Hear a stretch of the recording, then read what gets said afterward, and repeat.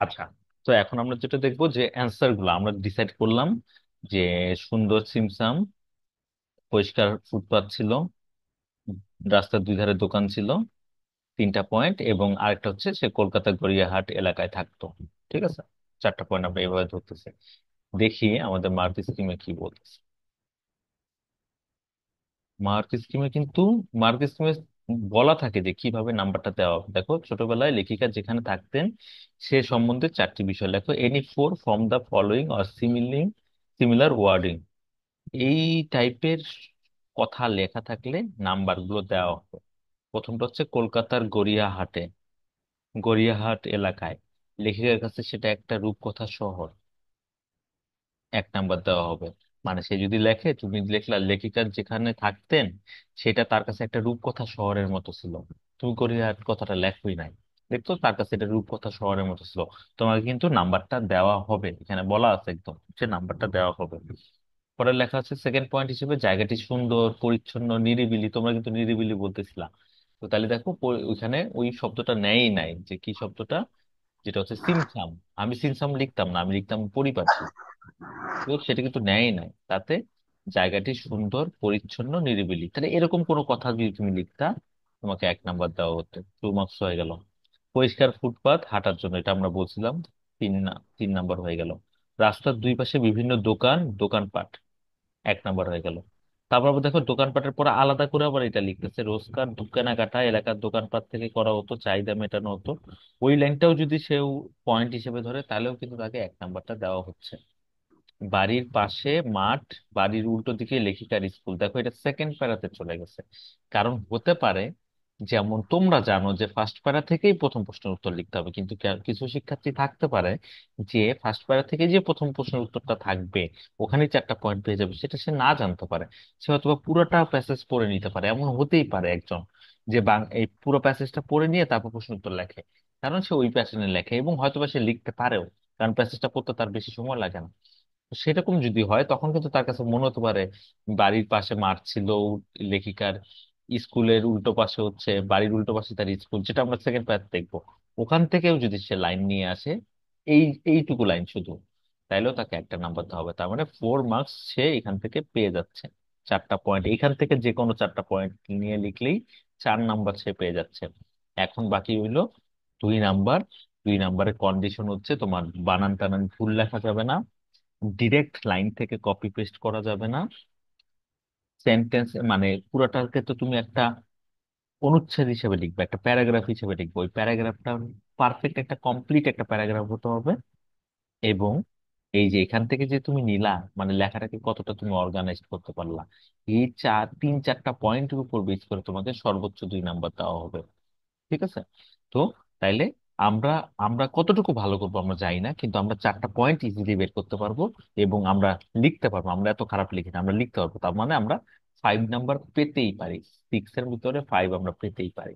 ঠিক আছে? এবং অ্যাকচুয়ালি আমি তোমাদেরকে 4 দিই, যে তোমাদের নাম্বার গুলো দিয়ে দিয়েছি ওখানে ম্যাক্সিমাম জায়গাতে আমি 4 দিয়েছি।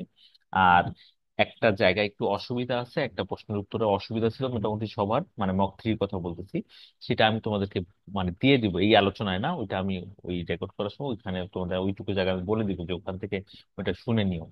তো তাইলে ওই জায়গার মানে আমি 4 দিই, আমি নর্মালি 4 দিই, আমি 5 দিই না, কিন্তু 5 পাওয়াই যেতে পারে। আর 6ও পাওয়া যেতে পারে, 6ও দিতে পারে যিনি চেক করতেছেন এবং তোমার লেখাটা কতটা সুন্দর হয়েছে। তাইলে এই যে যেটা জাবির বলতেছিল এবং আমিও বলতেছিলাম, যেটা আমি নিজে বিশ্বাস করি, যে এই পয়েন্টটা এন্ড এই পয়েন্টটা দুইটাকে আলাদা পয়েন্ট হিসেবে ট্রিট করার দরকার নাই। এটা তারা বলছে, হতে পারে সে এই লাইনটা লেখে নাই, খালি এই লাইনটা লিখছে স্টুডেন্ট, এটাও হতে পারে। তো কেউ আবার এই 2টা লাইনই লিখছে, অন্য কোনো পয়েন্ট বাদ দিচ্ছে, তাইলেও তাকে নাম্বারটা দেওয়া হবে। এখানে কোনো মানে কোনো কিপটামির কোনো ব্যাপার নাই। কিন্তু জেনুইনলি যদি আমরা দেখি, প্যাসেজটা যদি আমরা পড়ি, তখন কিন্তু আমরা দেখতেছি যে এই যে শপিং মল নাই এবং রাস্তার দুই পাশে দোকান আছে, এই দোকানপাট থেকে সে জিনিসপত্র কিনতো, তার মানে পয়েন্টের দোকানপাট সেটাকেই একটু এলাবোরেট করা হলো, একটু ডিটেইলে বলা হলো। তো সেই ডিটেল বলাটাকে আমরা আর আলাদা পয়েন্ট হিসেবে বিবেচনা করব না, যদি আমাদের পক্ষে সম্ভব হয়। আর যদি আমরা না পাই খুঁজে, তখন আমরা হচ্ছে এটা হলো গিয়ে নিয়ে নিব। তাহলে আমরা উত্তরটা এইভাবে লিখতে পারতাম। আমি লিখতেছি না, জাস্ট বলতেছি, একটু শুনে নাও। যে ছোটবেলায় লেখিকা যেখানে থাকতেন সে সম্পর্কে। তাহলে তুমি লিখো ছোটবেলা লেখিকা কলকাতার গড়িয়াহাটে থাকতেন। কলকাতার গড়িয়াহাটে থাকতেন, যেটা তার কাছে একটা রূপকথা শহরের মতো ছিল। তুমি লেখাটাকে সুন্দর করার জন্য এটাও লিখতে পারো, না লিখলেও সমস্যা নেই। তাহলে ওইটাকে একটা পয়েন্ট হিসেবে কাউন্ট হচ্ছে। তারপরে তুমি লিখলা তার এলাকাটা ছিল, এই গড়িয়াহাট এলাকাটা ছিল খুব সুন্দর ও পরিপাটি, কিংবা সুন্দর ও নিরিবিলি, লোকজনের হাঁটার জন্য পরিষ্কার ফুটপাত ছিল, এই এবং রাস্তার দুই ধারে দোকানপাট ছিল যেখান থেকে তিনি তার চাহিদাগুলো পূরণ করতেন, মানে তারা তাদের চাহিদাগুলো পূরণ করতেন। এভাবে লিখতে পারো। তো তাই এখানে অটোমেটিক 4টা পয়েন্ট হয়ে যাচ্ছে। ইভেন আমি একটা পয়েন্ট বেশি লিখতেছি, রূপকথার কথাটাকে আমরা গড়িয়াহাটের সাথে লিখে দিচ্ছি। ঠিক আছে, তো এভাবে করে দেখো লেখাগুলো খুব বেশি কথা না, কিন্তু 3-4টা লাইনে হয়ে যাচ্ছে। লাইন দেওয়া আছে কয়টা দেখো, একটা দুইটা তিনটা চারটা পাঁচটা। আমরা যদি প্রিন্ট আউট করি, A4 আমরা প্রিন্ট আউট করি, এই কারণে জায়গাটা ছোট হয়ে যায়। কোশ্চেন পেপারটা সম্ভবত একটু বড় থাকে, জাস্ট লিগাল সাইজে থাকে, তাহলে আর একটু বড় থাকে। আর একটু বড় থাকলে এটার গ্যাপটাও অটোমেটিক একটু বেশি থাকে। কিন্তু লাইন তো 5টাই থাকতেছে। তাহলে আমার মনে হয় না, তোমরা একটু চিন্তা করে দেখো, এটা 24-এর কোশ্চেন পেপার নিয়ে আমরা কথা বলতেছি, এটা এত আহামরি ও কঠিন ছিল না। তো তাইলে আমরা যেগুলো পড়ে আসছি 17-18 সালের সুন্দরবন, তারপর হচ্ছে হলো গিয়ে ধরো আলোর ঠিকানা নামে একটা স্কুলের সম্পর্কে, ওইখানের প্যাসেজ গুলো লাইনগুলো শব্দগুলো কিন্তু বেশ ভালোই কঠিন ছিল। এইবারের শব্দগুলো কিন্তু অত কঠিন না। তাহলে 25 অনেক অত কঠিন না হওয়ার পসিবিলিটি আছে। তো সেইখানে তাইলে এখন আমাদের এত ভয় পাওয়ার তো কিছু নাই, আমরা অবশ্যই লিখতে পারবো। তো তাইলে এই যে 5টা লাইন আছে, আমাদের দরকার নাই তো এত বেশি বেশি লিখে এইখান থেকে লেখার। আমরা এখানের মধ্যেই লিখে ফেলবো, মাত্র 4 নম্বরের একটা কোশ্চেন, 4 মার্কস। 2 নম্বর তো এটার উপর বেস করে দেওয়া হচ্ছে, এটা তো নাম কন্টেন্টের জন্য তো এই মার্ক, এই 2 মার্কস না। 2 মার্কসটা এক্স্যাক্টলি ওরা কি দেখে দেয়? এইটাই তো বললাম একটু আগে, শুনে নাই। তোমার ল্যাঙ্গুয়েজ দেখবে, মানে হচ্ছে তুমি কেমন সুন্দর করে সাজিয়ে লিখছো। ল্যাঙ্গুয়েজ বলতে কি, মানে আমি কি কোন ধরনের কানেক্টিভ ওয়ার্ড ইউজ করছি, বা হ্যাঁ, সেন্টেন্স সে কিভাবে কিভাবে লিখছি, তুমি তাই? গুছাইছো, হ্যাঁ সাজিয়ে লিখছো, কথাগুলোতে সাজিয়ে লেখা যে ওইটা, বানান কয়টা ভুল করছো, তারপরে হচ্ছে স্যাম্পল কোনো অ্যান্সার। Sample answer. হ্যাঁ, তো কে জানি চাইছিলা, তুমি মনে চাইছিলা না? হ্যাঁ স্যার, স্যার। আচ্ছা, ঠিক আছে, আমি এটার উত্তর এখন তো আর লিখতেছি না, পরে লিখে 2, 3, 4টা লিখে দিব, ঠিক আছে। Okay sir. হুম। তো তাইলে ওভাবে কিন্তু আমারটাই যে বেস্ট এটা কিন্তু না, কারণ আমি কি এমনই যে আমি যা লিখবো তাই বেস্ট, এরকম তো কোনো কথা না। আমি যেভাবে লিখবো সেটা একটা রকম হইলো, এর থেকেও ভালো কেউ লিখলে লিখতে পারে। ঠিক আছে। তো তো আমি লিখে দিব যাতে, মানে কিভাবে লিখলে জিনিসটা সুন্দর হতে পারে ওরকম আমি লিখে দিব না। তো তাইলে ওইটা গেল 33 নাম্বার। 34টা আমরা দেখি। আমি সবগুলো দেখবো না, সবগুলো দেখতে গেলে অনেক সময় লাগবে, আমরা টায়ার্ড হয়ে যাবো। ঠিক আছে, আমরা 3টা দেখি, বাকি 3টা আমরা নিজেরা ট্রাই করে দেখতে পারবো। এই নিবন্ধে লেখিকার ছোটবেলার প্রতিদিনের জীবন সম্বন্ধে কি কি তথ্য পাওয়া যায়, 4টি বিষয় লেখো। এই নিবন্ধে মানে এই আর্টিকেলটায় লেখিকার ছোটবেলার প্রতিদিনের জীবনের এভরিডে লাইফের জীবন সম্পর্কে কি কি ইনফরমেশন পাওয়া যায়, তথ্য মানে ইনফরমেশন, সেটা 4টা বিষয় লিখতে বলছে। তো আমরা যদি আবার পয়েন্টটাতে যাই, আমরা জানি এই প্যারাতে আমরা উত্তরটা পেয়ে যাব। ঠিক আছে, তাহলে আমরা একটু পড়ি। আমার স্কুলটা বাড়ির প্রায় উল্টো দিকে থাকায় রোজ স্কুলে যাওয়ার পথে বন্ধুদের সঙ্গে দেখা হয়ে যেত। আমার স্কুলটা বাড়ির প্রায় উল্টো দিকে, মানে ঠিক আমার বাড়িটা যে লোকেশনে তার রাস্তার অপোজিটেই তার স্কুলটা, মানে এতই কাছে। তো যাওয়ার পথে, স্কুলে যাওয়ার পথে বন্ধুদের সাথে দেখা হয়ে যেত, যেহেতু অন্যরাও রাস্তা ওই সব আশেপাশের রাস্তা দিয়েই স্কুলের দিকে যাচ্ছে, তার মানে ওরটা যেহেতু কাছে, তো ও বেরোলে ওর বন্ধুদের সাথেও দেখা হয়ে যেত। কাছে স্কুল বলে অনেক সময় বন্ধুরা আমার বাড়ি চলে আসতো।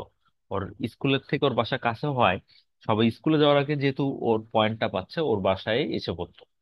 তারপর সবাই মিলে গল্প করতে করতে স্কুলে ঢুকতাম, তারপর ওকে নিয়ে, ওকে ওকে সাথে নেওয়ার জন্য আসলে আসতো, নিয়ে সবাই মিলে গল্প করতে করতে স্কুলে যেত।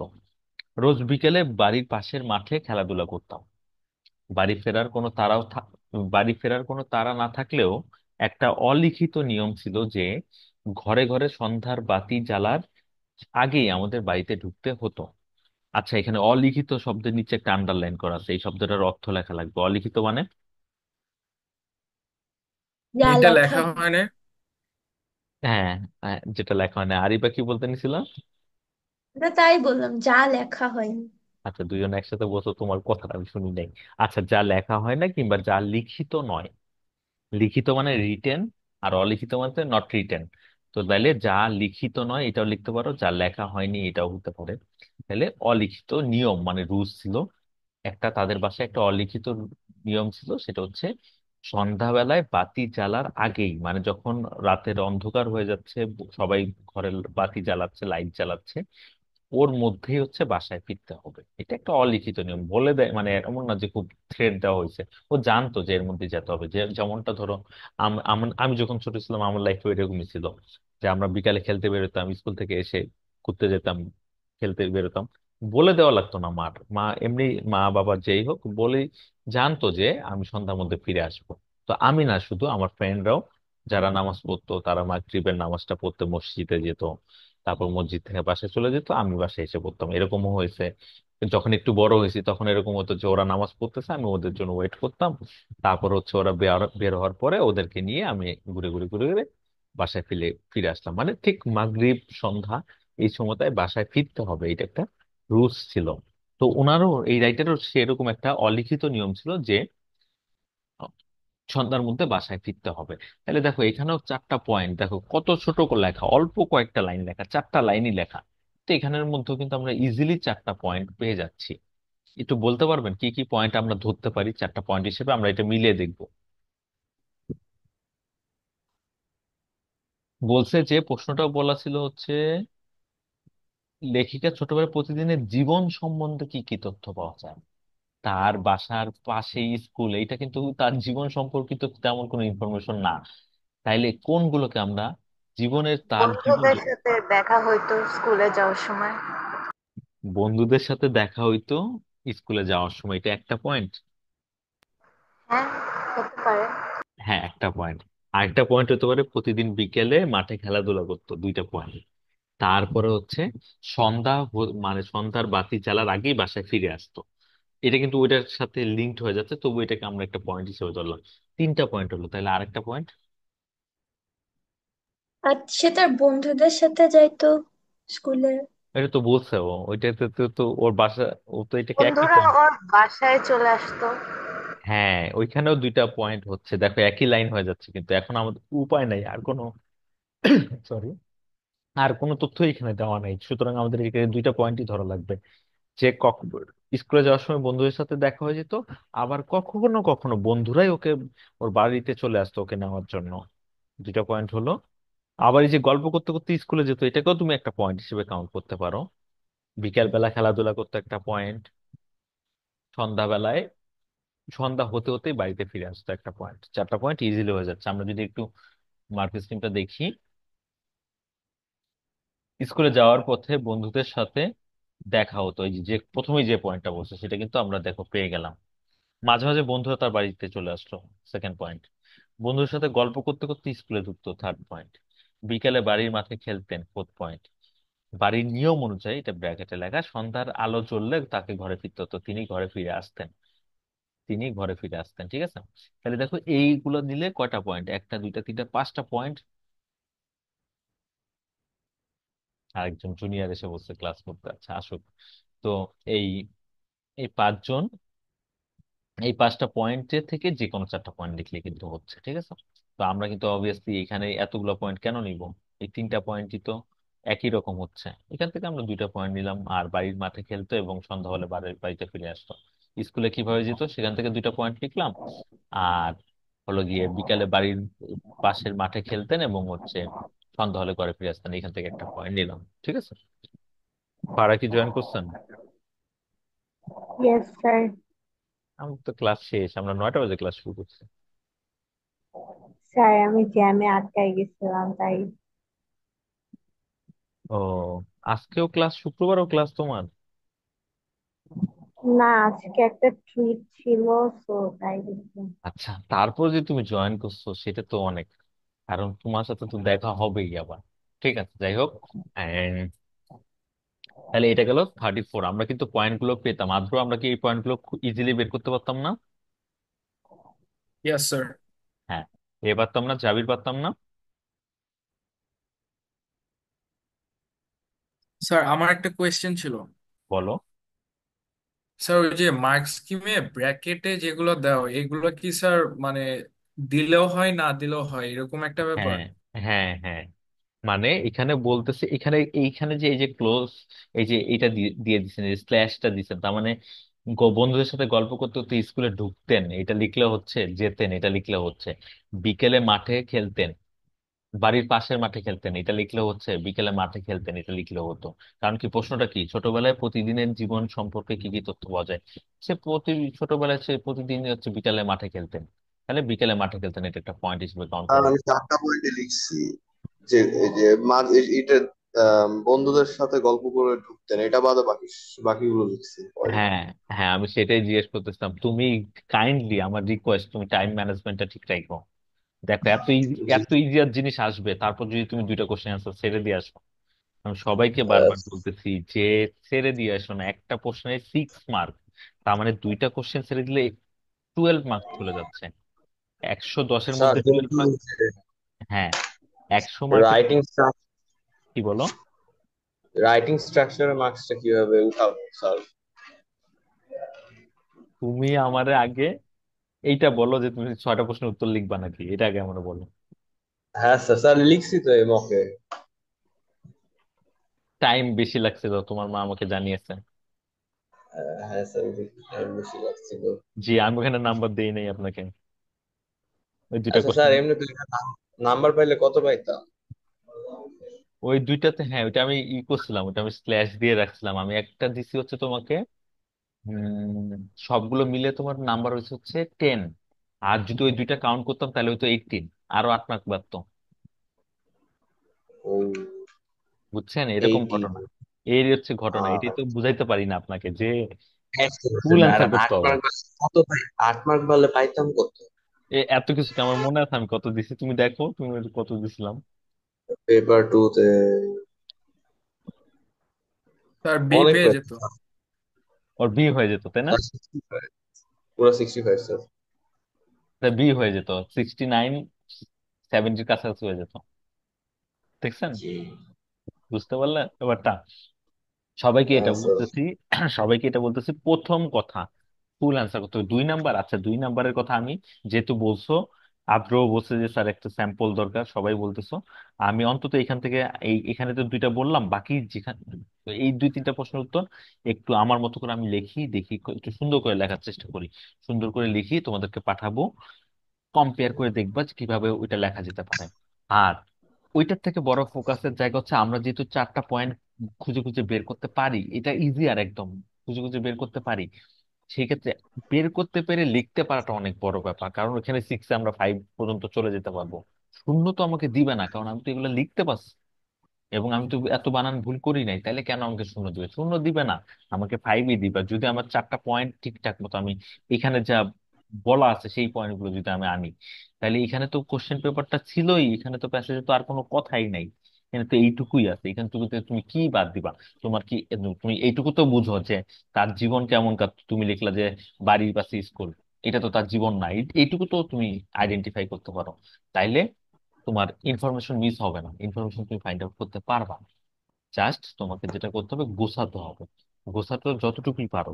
6টা কোশ্চেনের অ্যান্সার যদি তুমি কমপ্লিট করে দিয়ে আসো, তাতে তোমার যে মার্কসটা উঠবে সেইটা অবভিয়াসলি, তোমার যদি প্রত্যেকটাতে 5 করে পাও, আর তাতে যে নাম্বার উঠবে, দুইটা মিস করে দিলে তত নাম্বার উঠবে না। তো সেটা মাথায় রেখে ওভাবে করবা। এখন দেখো, আমি বাকি প্রশ্নগুলোতে যাই, আর বেশিক্ষণ আমরা থাকবো না আজকের জন্য। তো সেটা হচ্ছে, দেখো 35, 34-এ দেখো একটা ডিফারেন্ট টাইপের প্রশ্ন দিয়েছে। লেখিকা কিভাবে সেকালের সাথে একালের জীবনের তুলনা করেছেন, দুটি করে উদাহরণ দাও। একটু মনে করার চেষ্টা করো, আমি তোমাদেরকে বলেছিলাম যে কোশ্চেনের ভিতরে 4 মার্কসের কোশ্চেন, এটা দুইটা প্রশ্ন হইতে পারে, তাহলে 2+2 হবে। যদি 3টা প্রশ্ন হয় তাহলে 1+3 হতে, মানে 1+2+1 এরকম হতে পারে, মানে বিভিন্ন প্যাটার্নে 4টা প্রশ্ন পর্যন্ত হতে পারে, একটা প্রশ্নের ভিতরে সর্বোচ্চ 4টা প্রশ্ন হতে পারে, 1+1+1+1। তো ওইরকম যদি হয়, তাইলে এই ইয়ারগুলোতে কি করতেছে, এখানে দুইটা প্রশ্ন দিয়েছে, দেখো এরা প্যারাগ্রাফ আলাদা করে দিচ্ছে। সেকালের জীবন, সেকাল মানে কি?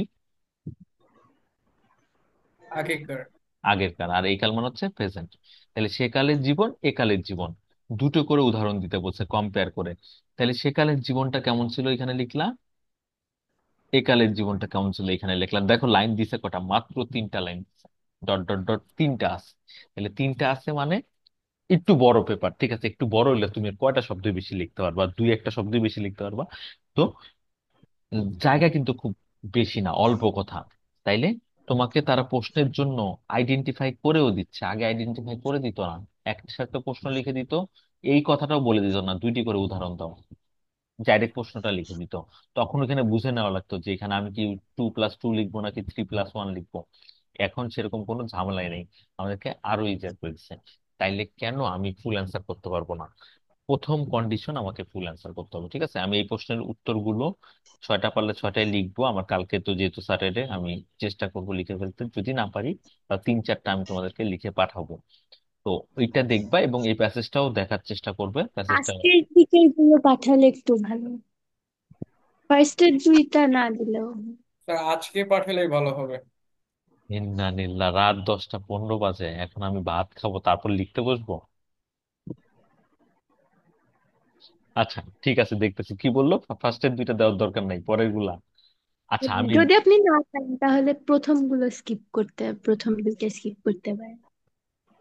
আচ্ছা ঠিক আছে, আমি দেখতেছি, আমি I will try my best, ঠিক আছে। তো তাহলে এটা দেখতেছি। তো এটা কিন্তু আপনারা পড়বেন অবশ্যই, আমি লিখে দিচ্ছি, ঠিক আছে, কিন্তু এটা পড়বা। এই পুরোটা পড়া একটা ক্লাস আছে, সেটাও আমি দিয়ে দিব। তাহলে ওইটা, ওইখান থেকে তুমি ওই শুনতে পারবা ডিটেলটা। এন্ড অবশ্যই নিজে পড়বা, কোথাও ঝামেলা লাগলে সেটা দেখো। এটা গেল হচ্ছে এই পেপারের অংশটুকু, ঠিক আছে। শূন্যস্থান পূরণটা দিয়ে দিব, দিয়ে দেওয়া আছে অলরেডি, জাস্ট আমি লিঙ্কটা আবার তোমাদেরকে দিচ্ছি, ওটা দিয়ে শুনে নিবা। আর এমসিকিউর ক্ষেত্রে এমসিকিউটা করো, এমসিকিউ করতে পারবা, ইজি আছে, একেবারে ইজি আছে, দেখো করো, ঝামেলা হইলে আমাকে বলো। এটা গেল পেপার 2024 এর কোশ্চেনের কথা। এবার আমরা শেষ করার আগে জাস্ট একটু আলোচনা করি যে এই যে সাজেশনটা আজকে আমি দিয়ে এলাম, এইটা নিয়ে এখন পড়াটা শুরু করো। আজকে শুক্রবার, ঠিক নেক্সট শুক্রবার এরকম সময় তুমি রিলিফ থাকবা যে তোমার পেপার 1 শেষ, যা হওয়ার হয়ে গেছে সব আজকের দিনটাতেই, নেক্সট উইকের এই দিনটাতেই এটা হয়ে যাবে। তো তার আগে কালকে থেকে, শনিবার থেকে তুমি যদি পড়া শুরু করো, প্রত্যেকের নিজস্ব রুলস আছে, নিয়ম আছে, যে যার মতো পড়বা। কিন্তু আমাকে যদি বলো স্যার আপনি পরীক্ষা দিলে কি করতেন, আমি পরীক্ষা দিলে এখন পেপার 2 পড়া বন্ধ করে দিতাম, পেপার 2 নিয়ে আমি এখন হেডেক নিতাম না। এই যে এই অংশগুলো আমাকে যদি আমার টিচার এই সাজেশনটা দিত, এটা তো পেপার 1 এর সাজেশন আর এটা পেপার 2 এর সাজেশন, আমি আপাতত আজকের দিন তো শেষই, কালকে শনিবার, শনিবার থেকে আমি পেপার 2 নিয়ে বোদার হইতাম না। অনেক কিছু দেওয়া ঠিক আছে, কিন্তু এটা নিয়ে আমি এত প্রেশার নিতাম না, আমি ফোকাস করতাম পেপার 1 এর ক্ষেত্রে। তো পেপার 1 এর ক্ষেত্রে কি হচ্ছে, এই যে চিঠি দেখা যাচ্ছে 3টা বুলেট পয়েন্ট, কিন্তু ভিতরে অনেক কিছু আছে।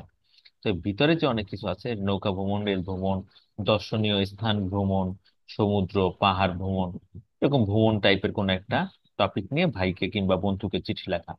তাইলে দেখো এই যে দর্শনীয় স্থান মানে কোন একটা ভিজিট করার মতো একটা প্লেস, আমার কি পড়া আছে? আমি কি লালবাগ নিয়ে লিখতে পারবো? আমি কি ঢাকা মিউজিয়াম নিয়ে লিখতে পারবো? আমি কি কুমিল্লার কোন একটা জায়গা নিয়ে, ময়নামতি নিয়ে লিখতে পারবো? কিংবা রবীন্দ্রনাথ ঠাকুরের পুঁথিবাড়ি, লালনের আখড়া, এরকম কোন একটা স্পেশাল জায়গা সম্পর্কে কি আমি জানি? তাইলে এখন আমি কি করতাম, এই জায়গা সম্পর্কে কিছু পড়তাম, নেটে লিখলে, এআই কে লিখলেও হয়, সমস্যা নাই। আমি তো এআই কপি পেস্ট করতেছি না, আমি এর থেকে একটু পড়তেছি। আমি এর কাছ থেকেও জানতে পারি যে লালবাগ কেল্লা সম্পর্কে একটু বলেন, কিংবা আহসান মঞ্জিল নামে একটা জায়গা আছে পুরান ঢাকাতে, তা আহসান মঞ্জিলটা সম্পর্কে একটু পড়ি। খুব বেশি তথ্য অথবা এআই তে পাবো না, কিন্তু নেটে গুগলে লিখলে পাবো। তো গুগলে করে কিন্তু আমি যদি একটু পড়ি, আমার কিন্তু কিছু ইনফরমেশন হলো। নৌকা ভ্রমণ তো পারি, রেল ভ্রমণ তো পারি, সমুদ্র পাহাড় এগুলো পারবো, যাই হোক। তারপর সমাজসেবামূলক কোনো কাজে অংশগ্রহণ, সোশ্যাল ওয়ার্কের সাথে অংশগ্রহণ, এরকম টাইপের কোন একটা চিঠি। ইন্টারনেট, মোবাইল, সামাজিক যোগাযোগ মাধ্যম, সামাজিক যোগাযোগ মাধ্যম সম্পর্কে আমরা জানি, কিন্তু কতটুকু কতটুকু লিখতে পারবো? শুধু ফেসবুক জানি। তা ফেসবুক, ইনস্টাগ্রাম এগুলো আসলে কিভাবে ফাংশন করে, এগুলো কি অ্যাডভান্টেজ আছে, কি ডিসঅ্যাডভান্টেজ আছে, এগুলো কি খুব অর্গানাইজ ভাবে আমি জানি? আমি শিওর অর্গানাইজ ভাবে আমরা জানি না, আমাদের লিখতে দিলে আমরা লেখা শুরু করে দিতে হবে। কিন্তু যে একটু গোছানো, যে এই এই অ্যাডভান্টেজ গুলো আমরা পাচ্ছি, ফেসবুক আমার উপকার করতেছে দুই তিনটা, সেই উপকারগুলো কি কি একদম আইডেন্টিফাই করে কি বলতে পারি? আমরা বলতে পারি না। তো আবার নেগেটিভ পয়েন্ট, হ্যাঁ আমরা অনেক নেগেটিভ পয়েন্ট জানি, কি ঘুরে ফিরে চোখের সমস্যা হয়, পিঠে ব্যথা হয়, আর আমরা স্ক্যাম হতে পারে, আমরা কেউ আমাদের ফেক আইডি দিয়ে আমাদেরকে প্রতারিত করতে পারে। এরকম দুই একটা কথাই আমি বলতেছি, কিন্তু এটা কতটুকু গুছিয়ে বলতে পারবো? তো এই জিনিসগুলো নিয়ে আমি একটু একটু পড়া শুরু করতাম। যে আমি বলি কিন্তু মানুষ তো শোনে না, তোমরা শুনবে আশা করি, কিন্তু ওরা শুনতেছে না। তো এরকম যায় সবগুলো নিয়ে দেখতাম যে আমি কিছু বিষয় কি জেনে রাখতে পারি কিনা। তাহলে দেখো এইটুকু রেডি করতে তো আমার অবভিয়াসলি 7 দিন লাগবে, কারণ আমি তো সব সাবজেক্ট বন্ধ করে দিচ্ছি না এখনই। তো যেহেতু অন্যান্য সাবজেক্ট ম্যাথ ফিজিক্স এগুলো পড়বো, এই শনিবার থেকে স্যাটারডে থেকে একটু একটু করে চিঠি প্রতিবেদন ডায়লগ ভাষণ দিই, নেই ভাষণ আসবে না, এই টপিকে নিয়ে কি আমি একটি সিনেমা নিয়ে বন্ধুর সাথে আলাপ করতেছি। আচ্ছা তাহলে একটা সিনেমা সম্পর্কে আমি জেনে রাখি, কারণ পরীক্ষায় এরকম রচনাতে এসে পড়তে পারে তোমার দেখা একটি পছন্দের সিনেমা, ব্যক্তিগত রচনা, কারণ তুমি সিনেমা নিয়ে কি লিখবা যদি অবশ্যই জানো, অবশ্যই তোমার প্রিয় সিনেমা আছে, কিন্তু একটা সিনেমা সম্পর্কে যদি ইনফরমেশন গুলো তুমি একটু সুন্দর করে কালেক্ট করে একটা জায়গায় রাখো, তখন তো সেটা তোমার রচনাতেও কাজে লেগে যেতে পারে। তো এইভাবে করে আমার মতে যে এখন থেকে তোমরা প্রিপারেশনটা নাও, ঠিক আছে? আমি নেক্সট ক্লাসটা একটু পরে নিতে চাচ্ছি, জাস্ট পরীক্ষার আগে দিয়ে। তোমরা একটু জানাও কবে হলে ভালো হয়, ঠিক আছে?